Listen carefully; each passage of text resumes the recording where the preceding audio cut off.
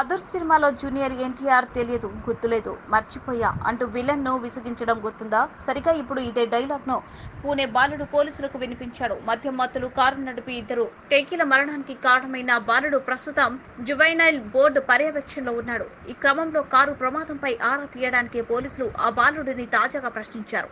ప్రమాదం జరిగిన తీరు గురించి పలు ప్రశ్నలు సంబంధించారు. కారు ఎంత వేగంతో నడిపావు, యాక్సిడెంట్ ఎలా జరిగింది, ఆ తర్వాత ఏం చేశారు అంటూ ప్రశ్నల వర్షం కురిపించారు. దీంతో మద్యం సేవించి కారు నడిపినట్లు బాలుడు అంగీకరించాడు. అయితే ఆ సమయంలో తాను మద్యం మత్తులో ఉన్నానని, ఏం జరిగిందనేది ఏమీ గుర్తులేదని వివరించారని అధికార వర్గాలు తెలిపాయి.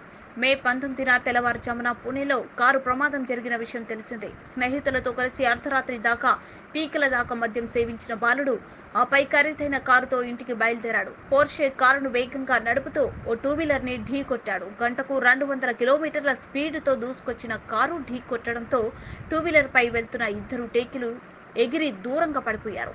తీవ్ర గాయాలతో అక్కడికక్కడే చనిపోయారు. ఈ ప్రమాదం దేశవ్యాప్తంగా సంచలనం సృష్టించింది. ప్రమాదం జరిగిన తర్వాత నాటకీయ పరిణామాలు చోటు చేసుకున్నాయి. ప్రమాదానికి కారణమైన బాలుడిని తప్పించేందుకు తండ్రి, తాతల రంగంలోకి దిగి బాలుడి రక్త నమూనాలను మార్చేశారు. కొడుకు రక్త నమూనాల స్థానంలో తల్లి రక్తాన్ని పరీక్షలకు పంపించారు. డబ్బుతో డాక్టర్లను కొనేసిన తండ్రి, డ్రైవర్ను ప్రలోభపెట్టిన తాత, రక్త పరీక్షల కోసం తన రక్తం ఇచ్చిన తల్లి, ఇలా అందరూ జైలు పాలయ్యారు. డబ్బు తీసుకుని తప్పుడు రిపోర్ట్ ఇచ్చిన వైద్యులు కూడా కటకటాలు లెక్కబెడుతున్నారు.